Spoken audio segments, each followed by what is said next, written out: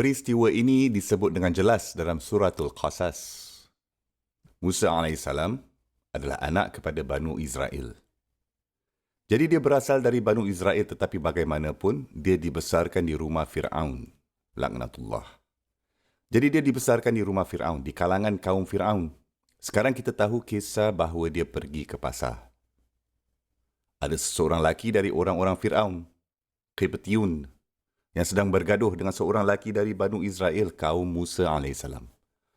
Musa AS sentiasa bergelut memikirkan dilema keadaan ini bahawa dia seorang lelaki dari kaum Banu Israel yang tinggal bersama dengan raja dan kaumnya, Qibtiyun. Jadi ketika Musa AS menyaksikan hal ini yang berlaku dan lelaki Banu Israel itu melihat Musa AS dan dia tahu Musa AS sayangkan kaumnya sendiri, Banu Israel. Musa, tengoklah apa lelaki ini sedang lakukan padaku. Lelaki itu cakap. Jadi Musa AS memberikan syafaatnya. Dia masuk, berkata, apa yang berlaku ni? Apa hal ni? Lelaki dari kaum raja itu berkata, kau jangan masuk campur ini hal. Tiba-tiba ia menjadi sangat kasar, kurang hajar. Dia mula menjadi agresif. Dia mula berlaku agresif pada Musa AS. Sekarang jika orang menjadi kasar dengan kamu, kurang ajar depan muka kamu, jadi kamu tidak mempunyai pilihan lain selain dari untuk seperti mempertahankan diri, kan? Balas balik, kan? Jadi Musa AS melakukannya. Fawakazahu Musa faqada alaihi. Jadi Musa AS melakukannya.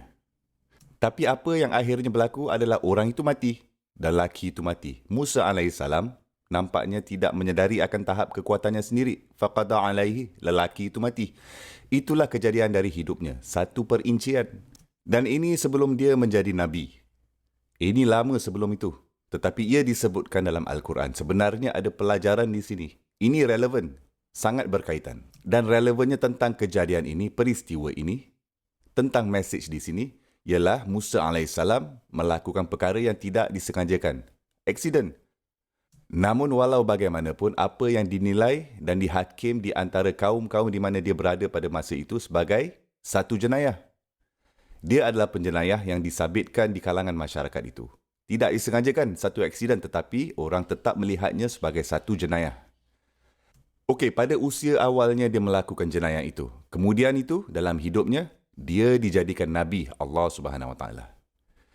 Dan kemudian dia dihantar kembali kepada kaum yang sama untuk pergi dan membawa mereka mesej dari Allah SWT.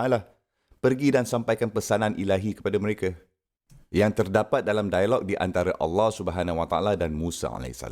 Dan perkara pertama yang dikatakan kepada Allah SWT adalah walahum alayya zanbun. Dia bahkan berkata, ya Allah, kau akan menghantar aku kembali kepada Fir'aun dan kaumnya. Dan aku adalah seorang penjenayah di sana. Aku masih berhutang kepada mereka beberapa bentuk pembalasan. Aku seorang penjenayah di sana. Aku dikehendaki di sana. Kau mahu menghantar aku kepada mereka. Jadi dia ni sudah ragu-ragu kerana itu dengan jenayah yang telah dilakukannya sebelumnya. Allah SWT berfirman, tidak, kamu masih kena pergi. Dan ketika Musa AS masuk ke istana Fir'aun, laknatullah, dan berkata, aku di sini membawa pesanan dari Allah SWT. Kamu mesti mempercayai satu Allah. Kamu perlu melepaskan kaum Banu Israel. Apa perkara pertama yang dikatakan oleh Fir'aun, laknatullah? Bukankah kau tu laki itu? Wa fa'alta fa'lataka allati fa'alta wa anta minal kafirin. Ia berbunyi sangat sarkastik. Bukankah kamu laki itu yang telah buat apa yang telah kamu buatkan dulu-dulu semasa kau buat? Dan kau adalah orang yang sangat-sangat jahat. Itulah yang Fir'aun laknatullah sedang cuba ketengahkan. Betul? Jadi sehingga ia membuatkan ketakutan itu disedari. Okey. Ini menyumbangkan kepada mesej dengan cara yang lebih mendalam di mana ada pelajaran yang kuat untuk diekstrak. Dan itu ialah peristiwa seperti itu akan berlaku sentiasa sehinggalah hari kiamat. Ia akan menjadi satu kejadian yang biasa kita saksikan. Orang itu, sebelum ini, pada satu ketika dan masa dalam kehidupannya yang lepas, mereka akan melakukan sesuatu yang tidak begitu menyenangkan. Mereka melakukan jenayah, mereka melakukan sesuatu yang buruk. Dan sekarang hanya kerana mereka telah melakukan sesuatu yang buruk, tetapi orang akan mengetahui hal itu dan berkata orang ini dulu adalah Muhammad yang telah melakukan benda itu. Dia adalah lelaki yang melakukan benda jahat. Mereka akan tahu bahawa dialah yang sebenarnya. Oleh itu, dia akan mempunyai nama yang buruk di kalangan orangnya. Tetapi di satu tempat, akan ada titik perubahan besar dalam hidupnya ni. Seperti dalam kehidupan Musa AS. Dia tidak pernah menjadi orang jahat, tapi dia mempunyai satu kejadian yang kecil di masa lalu. Dan titik perubahan utama yang saya maksudkan adalah, dia pergi dari individu biasa-biasa kepada menjadi seseorang Nabi untuk kaum Bani Israel.